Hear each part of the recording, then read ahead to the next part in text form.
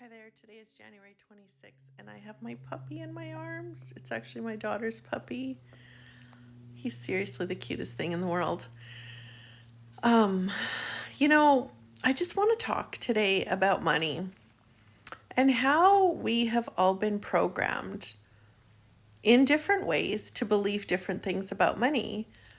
And it's interesting because we can have these belief systems that, you know, rich people are assholes or rich people are selfish or entitled or whatever it may be. Everybody's going to have different belief systems depending on how they were brought up. But like at the end of the day, an asshole is an asshole. It doesn't matter if they have money or not. You're going to be just as much of an asshole if you have money as if you don't. Like what I'm trying to share is money is not the problem. I just want us to really start to see this and to really start to appreciate the value in money, the beauty in money, the freedom that making money can give us. I feel like so many of us are walking around thinking money is evil, money is the problem. How many sayings did we hear? Money is the root of all evil. It's not. Evil is the root of all evil. Like being selfish, being stupid, being all of these things. But we're going to be like the people that are like that are not like that because they have money. They're like that because that is their character. So anyway, I'm just really starting to see things differently, and what I'm really recognizing is how much lack I've been living in because I had these beliefs that in order to be a good person, you had to struggle financially. And then there's this other thing that other people are struggling financially. So, we should be grateful for what we have. And yes, absolutely, we should be grateful for what we have. But that doesn't mean that because other people are struggling, that we shouldn't be able to make money. The best way that we could teach other people to be successful and to have money is to be able to do it ourselves. I'm just watching the Oilers game. So I just want us to all start questioning why we do the things that we do and why we believe the things that we believe. Like, whose line is it anyway? That was a show years ago. It was like a comedy show. But that's the question. It's not like we have to trace our beliefs back and figure out exactly where we heard it and where it came from. It actually doesn't matter. What matters is we're believing things that are not true, whether it was our parents or grandparents or, like I said, society or school or whatever it was. The point is, one of my friends said this today and it was so powerful. She said, we should never take advice or criticism from people that are not living the lives that we want to live. That is so huge. So if you look back on your life and you look back on your parents or past marriages or whatever it may be, who are the people that tried to give you advice? Who are the people that kept you in a box? Who are the people that criticized you? Are these people living an incredible, healthy, loving, generous, successful life? And if they're not, why the fuck are we listening to that? And I know why, because it's our subconscious mind. That's what the subconscious mind does. Is it's, repetition and intensity. So depending how intense our feelings were when we experienced certain things, and also depending on how frequently we heard them or experienced them, is how strongly we believe things. And nerves that fire together wire together. So it's neural pathways that form when we're feeling certain emotions, our neuropeptides are sent according to the emotions that we're feeling.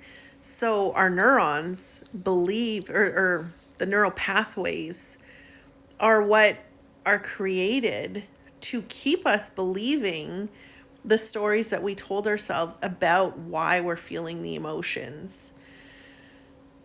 I'm just going to keep talking about this and talking about this and talking about this because my friend, I did a podcast tonight with my friend Tiffany, and she's such a beautiful, beautiful soul. I've always used the word trauma, and she said, I don't really like the word trauma. I like the word adverse experience. And I really enjoy that too, because when we say trauma, it's like, oh, okay, so that would mean you were sexually molested or you were beaten or something like that. That's what the word trauma makes us think about. But when we broaden it by using something like an adverse experience, suddenly it's like, oh yeah, you know, when someone in my family tried to spend money, there was always somebody complaining about it because we couldn't afford it. And why are you spending so much money? So we all felt really uncomfortable and guilty when money, and afraid when money was spent. But, you know, when we're looking more at the adverse experience, then we're starting to broaden this and be like, oh, anytime I felt afraid, anytime I felt angry, anytime I felt controlled, you know, anytime we felt those things, we started to tell ourselves a story about it. Like, oh yeah, I better not spend money because then I'm going to get into trouble. You know, or I'm going to lose everything because we can't afford it, or whatever it may be. And the other sibling in the family might be like, I'm going to spend as much fucking money as I can because I wasn't allowed to spend it when I was young. Either way, we're being controlled, we're being programmed by our surroundings. And this happens for our whole lifetime. So like I said, it's repetition and intensity. If somebody got in lots of trouble when they spent money, it's going to be more of a belief system. And if it happened once or twice, it's not going to matter. But if it happened over and over and over again, we're gonna have a deep set belief system. Whoa. And we're either, like I said, we're either gonna, you know, spend all of our money all the time because we're upset that we didn't get to spend it when we're young, or we're not going to spend it. We're going to feel guilty all the time. So I'm just sharing this because this isn't just about money. This is about how we see men, how we see women, how we see parenting, how we see school, how we see governments, you know, how we see ourselves. We have belief systems about absolutely everything. We have belief systems about animals and how they shouldn't bite our shirts when we're making videos. You know, like, we have belief systems about everything, and they determine how we act for the rest of our lives until we begin to face them. And as we begin to face it, we begin to free it. So this is really truly the root of everything that I'm doing right now. I am making videos every day. I am starting to do Zoom calls. I am, you know, I created this healing system in a box to do sessions on yourself every day. I'm doing classes. Like, I am diving into this work because what I've gotten really good at for the last 19 years as I've been studying this work is questioning.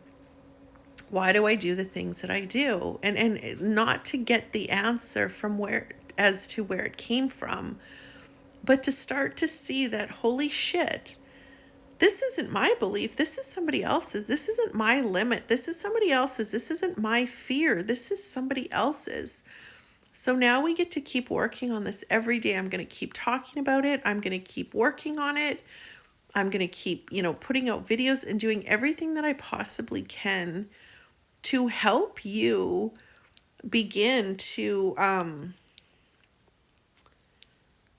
believe different stories. And in order to do that, we have to do the exact opposite of what we believe to be true. So I will talk to you tomorrow.